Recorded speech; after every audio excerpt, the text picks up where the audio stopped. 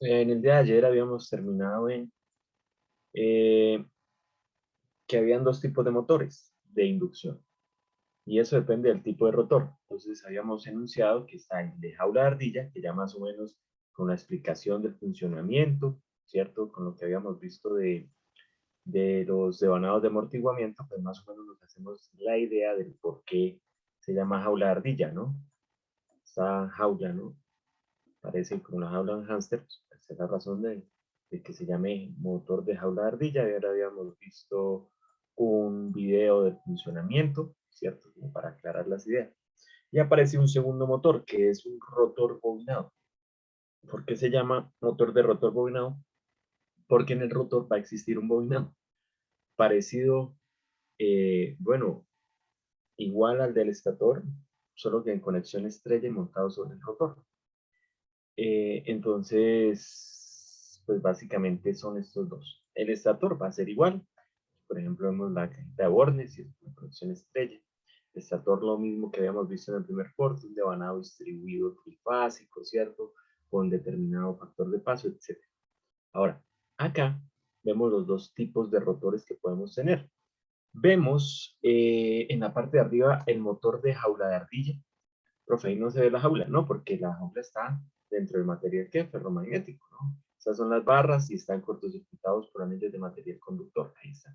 Profe, las barras no son horizontales, ¿son qué? Como en diagonal. Entonces ya habíamos visto en el primer corte lo que son los conductores de rotor sesgado para evitar la presencia de armónicos, ¿no? Bueno, ahí está. Por eso es que se inclina.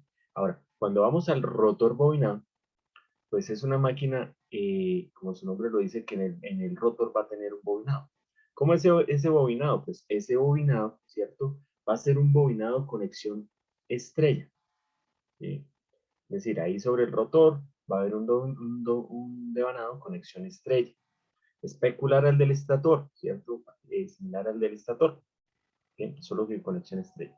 Profe, hay unos anillos. Sí, estos anillos son las salidas, ¿cierto? Son las salidas de ese devanado.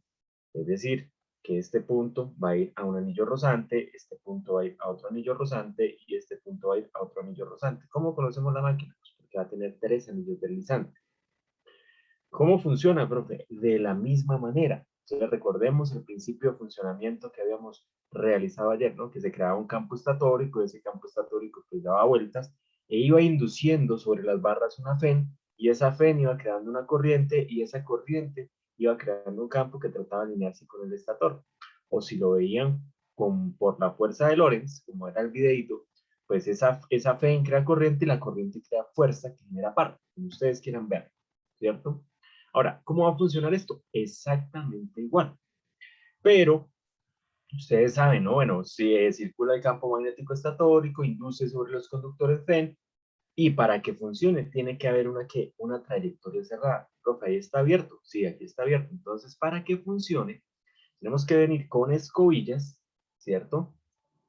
Sobre los anillos deslizantes y cortocircuitar, ¿cierto? Es decir, aquí estarán las escobillas, ¿cierto? Posándose sobre los anillos deslizantes, ¿sí? ¿Y qué vamos a hacer con esas escobillas? Vamos a cortocircuitar.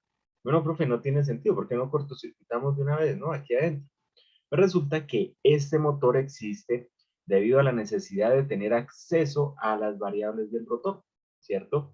Entonces, cuando yo tengo un motor, ¿cierto? De rotor devanado, por aquí en la caja de bornes, ¿cierto? Vamos a hacerlo aquí en rojo, van a aparecer otros tres tornillitos, K, L y M, que son los bornes de conexión del rotor.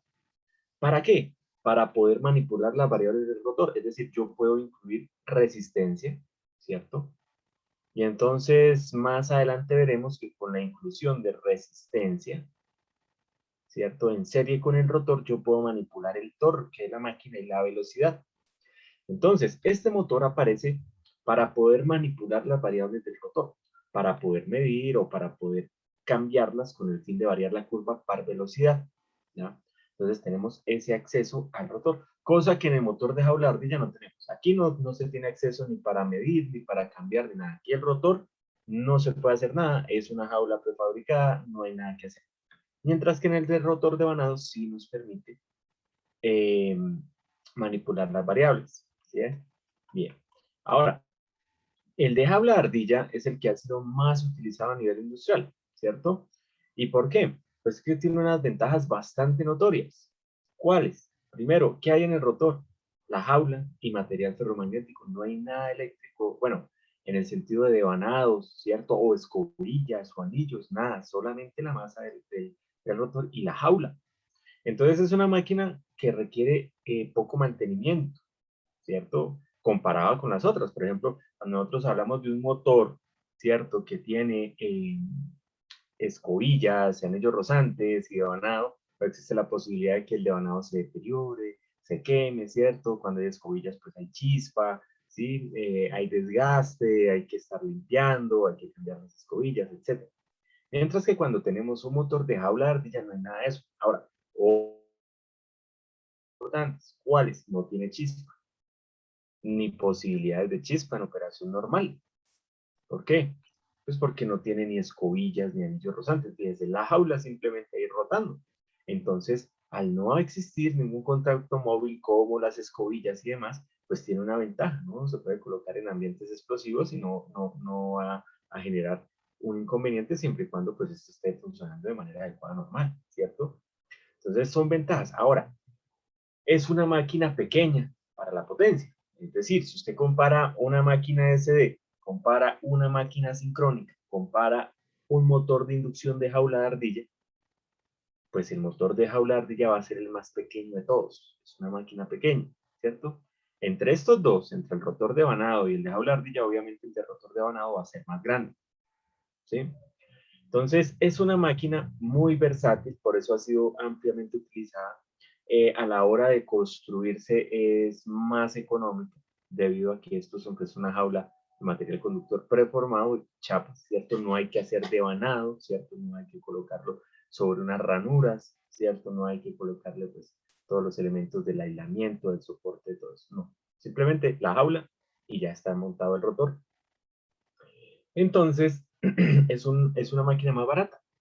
Entonces tiene muchas ventajas, poco mantenimiento, es más barata, es más pequeña, ¿cierto? No tiene tanto riesgo a que existan chispas. Bueno, entonces es por eso que esa máquina de jaula de ardilla, pues es la que más se utiliza en las aplicaciones, ¿sí? Ahora, ¿cuál es la desventaja? La desventaja, al igual que bueno, al igual que el rotor de vanado, la velocidad, ¿cierto? No es constante, ¿cierto? La velocidad mecánica no es constante. Habíamos dicho ayer, es menor que la velocidad sincrónica. ¿Qué tanto? Depende del deslizamiento que vimos ayer.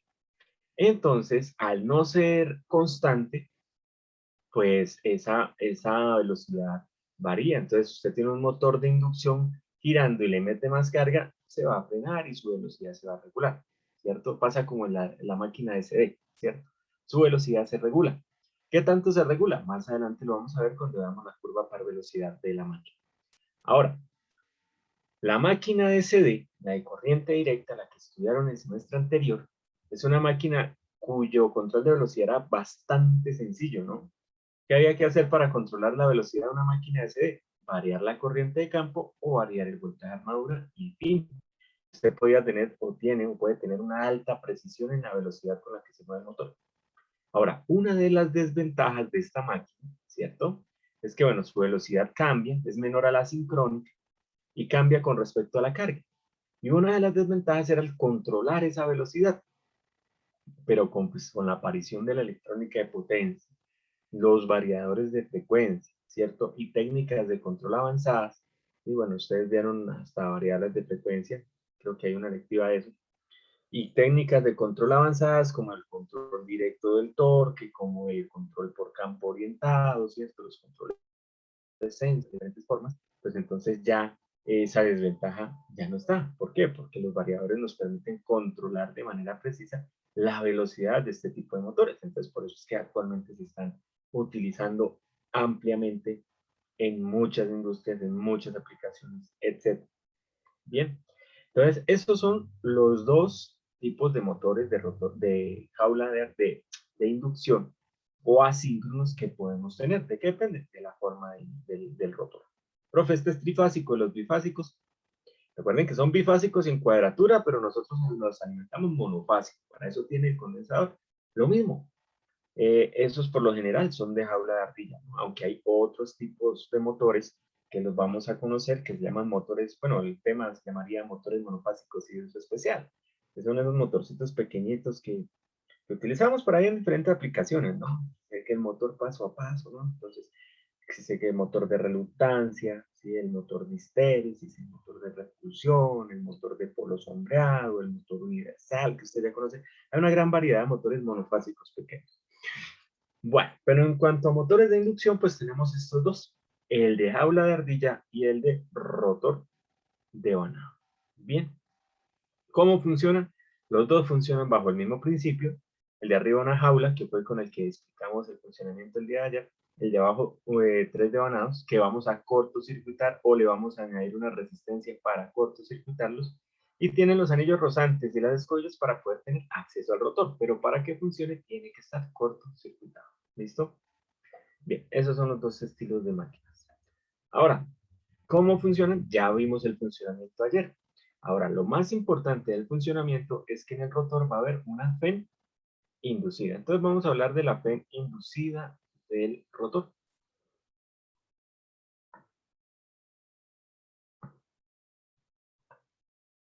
Que nos va a permitir ir a hablar de lo que es el circuito equivalente de esta máquina. ¿Para qué el circuito equivalente? Para lo de siempre, ¿no? Para poder realizar cálculos de estado estacionario, cálculos de operación, determinar puntos de operación de la máquina. Bueno, resulta que en el rotor, pues nosotros tenemos un devanado, bueno, un devanado trifásico, si es de rotor bobinado, o una jaula de ardilla, ¿no? Si es de jaula de ardilla. Entonces, ¿qué va a pasar? Nosotros tenemos nuestro estator, ¿cierto? Donde vamos a crear el campo magnético rotacional. Algo importantísimo, y se me olvidó decirlo en las ventajas, es que estas máquinas arrancan por sí solas. No es como la máquina sincrónica, ¿no? Recuerde que ayer hablamos un poco de la máquina sincrónica, del motor síncrono, para arrancarlo, ¿no? Que no tenía par de arranque, entonces por eso o utilizábamos un motor primario, ¿cierto? O número dos, utilizábamos un variador de frecuencia para ir desde cero hasta la frecuencia nominal. O número tres, la máquina le colocábamos esos devanados de amortiguamiento, esas barras en la superficie de los polos para que pudiera arrancar la máquina, ¿no? Esta no. ¿Y por qué? Porque si ustedes se fijan, es la extensión, ¿cierto?, de los devanados de amortiguamiento. Entonces, ahora en vez de tener solo tres barras sobre la cara del polo, entonces ya tenemos toda la jaula completa. Entonces, esto va a arrancar por sí solo. Entonces, es una de las ventajas de este motor. Arranca solo. Usted lo conecta a la red, arranca. Profe, pero es que para arrancar una máquina hay que hacer un arranque estrella delta o colocar un arrancador suave. Y yo he escuchado eso. Sí, pero eso se hace para reducir la corriente de arranque, ¿cierto? Estas máquinas son las que más consumen corriente en vacío y tienen unas corrientes de arranque muy grandes, entonces de 5 a 8 veces la corriente nominal. Entonces, ¿para qué se utilizan las técnicas de arranque en esta máquina? Para reducir la corriente de arranque, para que no afecte de manera muy negativa al sistema, que no llegue a disparar protecciones, a regular tanto el voltaje que se apaguen otros equipos, ¿cierto? Entonces, por ejemplo, usted está en su computador, arranca un motor y pum, se apagó el computador. Puede ser por la corriente de arranque. Entonces, para eso se hacen técnicas de arranque. Entonces, que el arranque estrella débil, que el arranque con autotransformador, que el arranque con resistencia en el estator, que el arranque utilizando un arrancador suave, que el variador de frecuencia hace un arranque suave. Esas técnicas es para que la corriente que se absorbe durante el arranque no sea tan grande, ¿vale? Bien, pero la máquina arranca por sí sola. Por eso ustedes ven, por ejemplo, pequeñas aplicaciones donde usted simplemente conecta y arrancó el motor. Arranca por sí solo. Los grandes también arrancan. Sino que por la corriente de arranque, pues hay que limitarla y se aplican técnicas de arranque. Pero inducida al rotor. Entonces, nosotros tenemos en el estator, ¿cierto? Un campo magnético que es rotacional, ¿sí? Está dando vueltas. Y entonces todo funciona gracias a que en el rotor, donde vamos a tener esa jaula, ¿cierto? O en los devanados del rotor bobinado, ¿cierto? En esa jaula se va a inducir una ¿qué? Una FEN, ¿cierto? Una FEN inducida. ¿Cómo es esa FEN? Entonces, esa FEN, ¿cierto? Como está provocada por el campo estatórico que está dando vueltas, el campo es producto de un devanado que está distribuido, que es trifásico, etc. Esa FEN que se va a inducir en el rotor va a ser una onda sinusoidal. Entonces, nosotros habíamos visto que una FEN era raíz de 2 por pi por número de vueltas, por el flujo, por la frecuencia, por KD y por KP. ¿Listo? Aquí hay que resaltar dos cosas. Uno, que el número de vueltas, eso es una jaula, profe, ¿qué vueltas voy a decir yo que tiene eso? Bueno, el número de vueltas, ¿sí? Es un número de vueltas, llamémoslo así, llamémoslo eficaz, ¿cierto? Eficaz. Ahora, hay que ver otra cosa, que la frecuencia de esa FEN. ¿Qué pasa con la frecuencia de esa FEN? Bueno, y KD y KP, ¿cómo es el KD y KP acá? En resumido, yo puedo decir que esa FEN entonces será un poco de constantes, ¿cierto? Por el flujo que pasa del estator al rotor, el flujo que está incidiendo este campo rotacional, ¿cierto? Y una frecuencia que vamos a llamar la frecuencia rotor. ¿Qué pasa? Pues para explicar un poco, esa FEN no va a ser constante. ¿Y por qué? Bueno, nosotros ayer veíamos algo bastante interesante. Cuando el rotor está quieto, cuando el rotor se encuentra quieto, cuando el rotor está quieto, ¿cierto? La velocidad relativa, recuerden que la velocidad relativa es la velocidad del campo menos la velocidad mecánica. Entonces, cuando el rotor está quieto, la velocidad mecánica vale cero, y la velocidad del campo es la sincrónica. La velocidad relativa es la velocidad sincrónica, y la velocidad sincrónica está relacionada con la frecuencia de ¿quién? De la red. Entonces, si las barras están quietas, ¿cierto? Si el rotor tiene una velocidad mecánica de cero, la frecuencia de la FEN, ¿cierto? Sería la frecuencia de la velocidad relativa, sería la misma frecuencia de la red, la frecuencia del rotor, ¿cierto? ¿Y por qué sea eso? Bueno, pues fácil, si yo tengo una barra aquí, otra barra acá, ¿cierto? Y las barras están quietas, pues entonces, ¿qué tiempo demora el campo en volver a cortar una barra?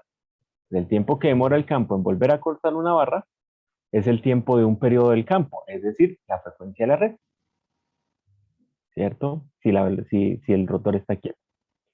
Es decir, que cuando la velocidad mecánica del rotor es cero, entonces si yo mido la FEN del rotor, la FEN va a tener este señor, ¿cierto? Va a ser una FEN sinusoidal cuya frecuencia de rotor, cuando digo frecuencia del rotor, hago referencia a la frecuencia eléctrica de la FEN inducida, ¿sí? Esta es la frecuencia del rotor, no a la velocidad que gira, ¿cierto? La frecuencia del rotor es la misma frecuencia de la red. ¿Y qué pasa? Nosotros explicábamos ayer que esa FEN inducida, ¿cierto? Que lo habíamos dejado en su expresión más básica, 2, velocidad, campo, longitud. Esta FEN, profe, pero es que esta FEN era cuadrada, usted está diciendo que es sinusoidal, claro, porque es la máquina a la cual le hicimos el devanado distribuido en el campo, etc. ¿Ya? Entonces se vuelve sinusoidal. Devanado distribuido en el estator, para eliminar armónicos, etc. Entonces está sinusoidal. Ahora, la velocidad que actuaba acá es la velocidad relativa, ¿cierto? Que era la diferencia de la velocidad del campo menos la velocidad mecánica. Entonces, la magnitud de la FEN depende de la velocidad relativa. ¿Y cuál es la mayor velocidad relativa? La máxima velocidad relativa es cuando la velocidad mecánica es cero. Ah, bueno, entonces resulta que cuando el rotor está quieto, la frecuencia es la frecuencia de la red y se presenta la máxima FEN. ¿Cierto? Entonces aquí vamos a llamar que aquí se presenta la máxima FEN inducida. ¿Y por qué? Porque la velocidad relativa es la velocidad máxima, que es la velocidad del campo. ¿Ya? Se presenta esta FEN. ¿Qué va a pasar? Bueno, ya vimos que se induce un torque, entonces el rotor va a empezar a moverse. Como el rotor se empieza a mover, las barras adquieren una velocidad mecánica, ¿cierto? Y entonces al aparecer la velocidad mecánica ya no es cero, tiene un valor, entonces la velocidad relativa se reduce. La velocidad relativa se va a reducir. ¿Qué trae eso? Bueno, que entonces la FEN ya no va a ser tan grande, se va a reducir porque la FEN depende de la velocidad relativa. Entonces, a medida que el rotor empieza a agarrar velocidad, la magnitud de la FEN se va a reducir, se va a volver más pequeña, ¿cierto? Entonces aquí quedará la FEN, se vuelve más pequeña. Y ahora, ¿qué pasa con la frecuencia? Pues entonces, si yo tengo una barra, ¿cierto? Por aquí, una barra aquí arriba, ¿cierto? Una barra aquí abajo, ¿cierto? y tengo el campo estatórico que la corta, entonces fíjense que como las barras se van a mover en la misma dirección, ¿cierto? Entonces para que el campo magnético vuelva a cortar esa barra, pues entonces ya no tendrá que volver solo a esta posición. ¿Por qué? Porque cuando el campo vaya en esta posición, como la barra se está moviendo, la barra estará ahora más adelante, ¿cierto? Entonces, para que el campo vuelva a cortar esa barra, pues el campo tiene que dar una vuelta completa y un poco más, y la vuelve a cortar, y vuelve a inducir ese pico. Entonces, ¿qué va a pasar con la frecuencia?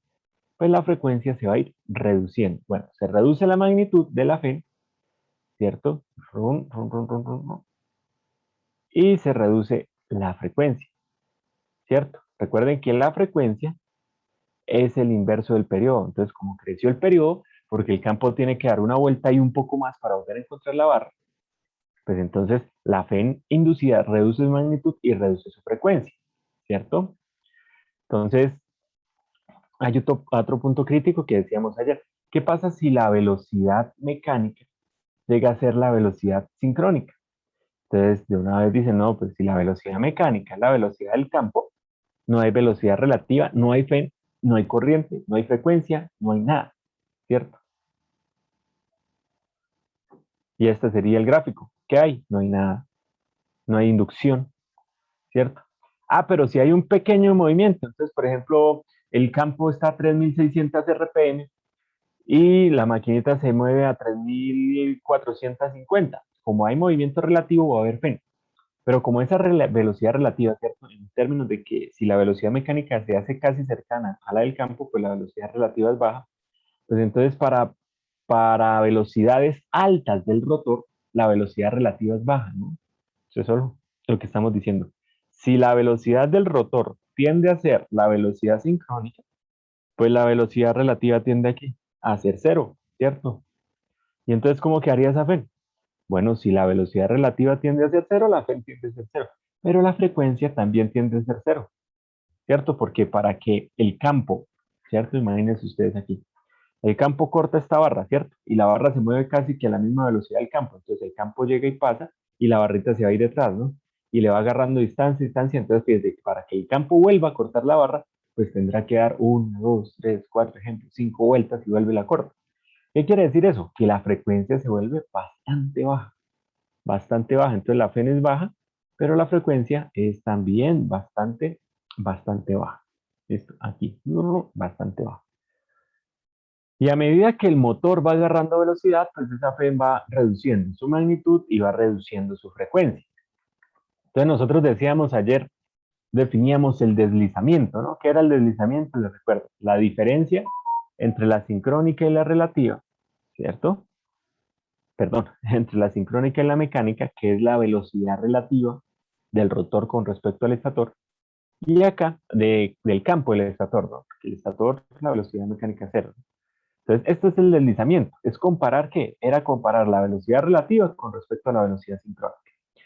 Entonces, fíjese que la frecuencia nosotros la podemos colocar en términos de este deslizamiento. ¿Y por qué? Bueno, nosotros habíamos dicho, el deslizamiento varía entre 0, no incluyente, y el 1, sí incluyente. ¿Por qué? Recuerden que 0 es cuando la velocidad mecánica es la misma velocidad sincrónica, y eso no va a suceder, ¿cierto? No puede suceder porque entonces no hay inducción, no hay corriente, no hay torque y el motor se queda. Entonces la velocidad mecánica es la velocidad sincrónica, ¿cierto? Si ustedes reemplazan aquí n síncrona menos n no síncrona, 0, ¿no? Y el 1 era para cuando, ¿qué? Cuando la velocidad mecánica era 0, es decir, cuando el rotor está quieto, ¿no? Entonces, si ustedes reemplazan aquí velocidad sincrónica menos 0, pues me da velocidad sincrónica. Sobre velocidad sincrónica, ¿cuánto es? 1. Entonces, fíjense que yo puedo colocar la frecuencia, la frecuencia en términos del deslizamiento. ¿Por qué? Si la velocidad mecánica es 0, yo sé que el deslizamiento es ¿qué? 1. La frecuencia de la red del rotor es la misma frecuencia de la red. Pero a medida que yo voy adquiriendo velocidad, ¿cierto? Aquí la velocidad mecánica del rotor es mayor que 0, o sea, ya adquiero velocidad, la frecuencia del rotor se va reduciendo. ¿Mm? Y cuando llego a que la velocidad mecánica sea la sincrónica, pues no hay nada, no hay FEN, no hay FEN inducido, ¿cierto? Si la velocidad del rotor tiende a ser la sincrónica, hay una FEN pequeña y como es baja frecuencia. Entonces fíjese que yo puedo condensar eso que acabo de decir en que la frecuencia del rotor eléctrica, es decir, de la FEN, esta es la frecuencia de la FEN, ¿cierto? Va a ser igual a quién? Al deslizamiento multiplicado por la frecuencia eléctrica de la red. Y ahí se me cumple lo que había establecido, que si el deslizamiento es 1, es decir, el rotor está quieto, la frecuencia inducida en la FEN del rotor es la misma frecuencia de la red. Y si la velocidad del rotor es la sincrónica, el deslizamiento vale 0, entonces la frecuencia del rotor es 0. Y si tengo velocidades entre esos dos extremos, pues la frecuencia del rotor es proporcional a eso, ¿cierto? A medida que voy adquiriendo velocidad, el deslizamiento se va reduciendo 0,9, 0,8, 0, y la frecuencia del rotor, inducida en el rotor, se va reduciendo. Ahora, ¿qué va a pasar? La FEN, ¿cierto? Como tal, la magnitud, hablemos de la magnitud de la FEN, ¿cierto? La magnitud de la FEN del rotor. Estaba diciendo, bueno, es que raíz de 2 por pi por número de vueltas, el número de vueltas es un número efectivo, porque en realidad no hay vueltas, sino hay una jaula, etc. Les había dicho, bueno, eso es unas constantes, el flujo que pasa del estator al rotor, ¿cierto? Y la frecuencia, ¿qué? Rotórica, ¿cierto? ¿Cuándo se presenta la máxima FEN? Entonces nosotros habíamos dicho, bueno, la máxima FEN se presenta cuando hay máxima velocidad relativa. Y la velocidad relativa es máxima, pues ¿cuándo es máxima la velocidad relativa? Cuando el rotor está quieto, entonces el campo pasa a la velocidad síncrona. Ya cuando el rotor se empieza a mover, pues la velocidad relativa se va reduciendo porque el motor va adquiriendo velocidad y la velocidad relativa es la diferencia entre la del campo y la del rotor. ¿Qué sucede entonces? Bueno, la magnitud también se puede colocar en términos de S. ¿Cómo? Resulta que la del rotor máxima será esas constantes, el flujo que pasa de la frecuencia de la máxima, ¿cierto? ¿Cuándo sucede eso? Cuando el rotor está aquí, presenta la máxima velocidad relativa. Entonces, a esta FEN voy a dar el nombre de FEN de rotor bloqueado, ¿sí? ERB, que es la FEN de rotor. Y ojo, la palabra rotor bloqueado no es necesariamente que el rotor esté bloqueado, ¿no? Lo agarré. No, la FEN de rotor bloqueado hace referencia a que el rotor está quieto. ¿Qué puede ser la condición de arranque? Entonces, si ustedes han leído la NTC 150, se han dado cuenta que en la parte de los motores habla de la corriente rotor bloqueado. Bueno, hace referencia a esa corriente. Cuando el rotor está quieto, la corriente que entra es la de arranque, ¿cierto? Bueno, tenemos la FEN de rotor bloqueado. Y la FEN de rotor bloqueado es la FEN máxima, ¿cierto? ¿Quién es la FEN de rotor bloqueado? La FEN de rotor bloqueado será K flujo del estator por la frecuencia de la red, ¿cierto? Que es lo que llamamos la frecuencia eléctrica. Para mí, Fe es la frecuencia eléctrica, que es la frecuencia de la red. Esto es el valor, porque la frecuencia ya la conocemos de esta manera. ¿Qué pasa? Que a medida que va agarrando velocidad, la FEN se reduce, porque el movimiento relativo se reduce, ¿no? La velocidad relativa se reduce. Pero eso va a ser expresado en términos de la frecuencia. Cuando el rotor está quieto, la frecuencia es la frecuencia de la red. Pero cuando el rotor se mueve, pues la frecuencia es la frecuencia eléctrica del rotor, que tenemos cuantificado de esta manera. Entonces, ¿yo qué puedo establecer? Yo puedo establecer entonces que la FEN del rotor va a ser igual a ¿quién? A K por flujo del estator por la frecuencia del rotor. Pero yo sé que esto será K por el flujo del estator por el deslizamiento por la frecuencia eléctrica. ¿De dónde salió eso? Bueno, lo que explicamos, ¿no? ¿Qué explicamos? Que la frecuencia del rotor es el deslizamiento por la frecuencia eléctrica. ¿Por qué? Porque a medida que el rotor agarra velocidad, la frecuencia de la inducción se va reduciendo, porque la velocidad relativa se va reduciendo. Entonces, fíjese que, ¿quién es cada flujo del estator por la frecuencia eléctrica? La FEN máxima. Entonces yo puedo decir, la FEN del rotor va a ser igual a ¿quién? Al deslizamiento, ¿cierto? Por la FEN de rotor bloqueado. ¿Quién es la FEN de rotor bloqueado? La FEN máxima, que es la FEN que se induce cuando el rotor está quieto. ¿Listo? Entonces, básicamente, yo tengo un comportamiento ya escrito para esa FEN. ¿Cuál? Bueno, tenemos aquí el estator, tenemos aquí el rotor. Entonces, ¿cuál es el comportamiento descrito? El comportamiento descrito es eso. Si el rotor está quieto, ¿cierto? Tengo la máxima FEN, cuya frecuencia, ¿cierto? Es cuando está quieto. A medida que el rotor empiece a agarrar velocidad, ya tengamos una velocidad mecánica, esa FEN se va a reducir de magnitud. ¿Cuál? El deslizamiento, ¿cierto? Recordemos, esto es básico, ¿no? Deslizamiento, velocidad sincrónica, mecánica sobre velocidad sincrónica. Ese es el deslizamiento, en por unidad en desmán. Entonces, ¿cuánto se va a reducir la FEN? El deslizamiento por la FEN máxima que tenía, ¿cierto? ¿Quién es esta FEN azul? La FEN azul, el deslizamiento por la FEN blanca, por la FEN de rotor bloqueado. Y repito nuevamente, rotor bloqueado hace referencia a que el rotor esté quieto, condición de arranque, ¿cierto? Para los que leen para las que han leído la sección de motores de la NTC 2050, ¿no? Que cada rato que la corriente de rotor bloqueado, que la corriente de rotor bloqueado, que la corriente de qué? De arranque, ¿vale? Y a medida que va agarrando la FEN, se va reduciendo de magnitud, ¿cierto? Pero su frecuencia se va reduciendo, ¿no? Se va volviendo una onda más lenta. Entonces, para completar un ciclo, necesito mucho más tiempo, ¿cierto? ¿Quién es la frecuencia del rotor? La frecuencia del rotor, el deslizamiento por la frecuencia eléctrica de la red. ¿Quién es la FEN? El deslizamiento por la FEN de rotor bloqueado. ¿Y quién es la FEN de rotor bloqueado? La FEN de rotor bloqueado sería raíz de 2 por pi por el número de vueltas efectivo, por el flujo que viene del estator, por KD, por KP, por la frecuencia eléctrica del estator, porque en rotor bloqueado la frecuencia es la del estator. ¿Vale? Entonces tenemos esa FEN de esa manera, inducida. Bien. Bueno, entonces tenemos que en el estator creo el campo magnético rotacional, ¿cierto? Va a estar dando vueltas. Y en el rotor, en la jaula de ardilla, se va a estar induciendo una FEN, ¿cierto? Una FEN que es de este tipo, que va dependiendo del movimiento relativo entre las barras y el campo del estator, ¿cierto? Entonces, a medida que el rotor adquiere velocidad, ¿cierto? Velocidad mecánica, aquí el campo se mueve a la velocidad sincrónica, pues esa inducción se va reduciendo. Y entonces nosotros dijimos, bueno, el campo corta las barras, ¿sí? Corta aquí, ¿sí? Las barras generan corriente y la corriente crea un campo rotórico.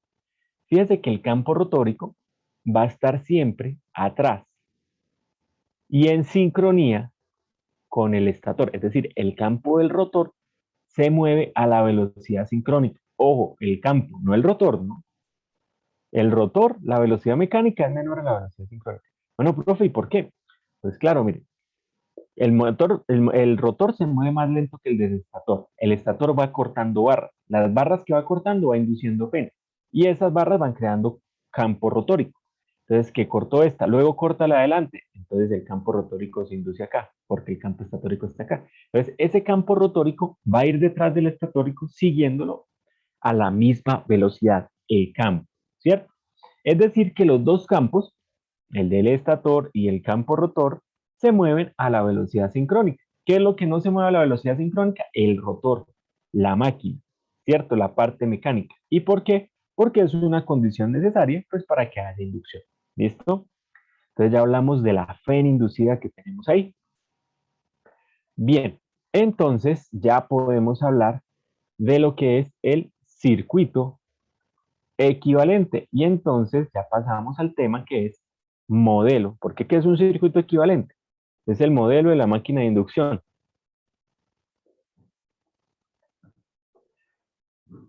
Profe, yo vi un libro, sí, que hablaba del modelo de la máquina de inducción, pero se utilizaban las transformaciones de Clark y de Park. Sí, ese es el modelo dinámico de la máquina de inducción, donde colocamos el modelo en términos de ecuaciones diferenciales y para simplificarlo, ¿cierto? Utilizamos las transformadas de Clark y de Park, ¿no? Y llevamos la máquina a un modelo mucho más sencillo. cualquier persona que vaya a leer pues, acerca de control de motores y técnicas avanzadas, pues no va a utilizar el circuito equivalente, aunque hay, por ejemplo, controles sensores basados en esto, en el deslizamiento y el circuito equivalente del rotor. Pero las técnicas avanzadas se basan en el modelo dinámico de la máquina, ¿cierto? En el modelo dinámico, donde se utiliza bueno, ecuaciones diferenciales, transformada de clase, transformada de par. Aquí, en este curso de pregrado, pues lo que vamos a ver es el modelo de, nuevamente, de estado estacionario. Y entonces, como vamos a ver el modelo de estado estacionario, pues nos referimos, listo, quedó mal escrito, ¿no? Modelo de estado estacionario. Como vamos a ver el modelo de estado estacionario, pues nos referimos al circuito equivalente. Al circuito equivalente. ¿Listo? Bien. Bueno, resulta que, bueno, en este clásicamente, la literatura, nosotros vamos a observar el modelo de estado estacionario de la máquina, pues la literatura relaciona mucho esta máquina con el transformador. Y dice, no, el principio de funcionamiento es básicamente el mismo del transformador, donde el estator es el primario y el rotor es el secundario. Entonces, algunos libros dicen, ¿no? El motor de inducción es un transformador giratorio o un transformador rotante, ¿no? Y entonces dicen, no, pues el circuito equivalente de la máquina de inducción es básicamente igual al del transformador, porque el principio de funcionamiento es prácticamente el mismo. Y si nosotros analizamos eso, pues es cierto. ¿Por qué? A nosotros tenemos un transformador, ¿cierto? Aquí el esquema básico del transformador. ¿Qué hace el estator? El estator recibe un voltaje, demanda una corriente, crea un flujo y el flujo induce en el secundario un voltaje secundario que alimenta la carga. En el motor de inducción tenemos lo mismo. Conectamos el estator. ¿Qué se crea? Un campo que es rotacional. Bueno, ¿y qué va a hacer ese campo? Crea un flujo. El flujo corta el rotor y en el rotor se induce una FEN y esa FEN crea una corriente. Mismo principio. Bien, muchachos, queda menos de un minuto. Continuamos en 5.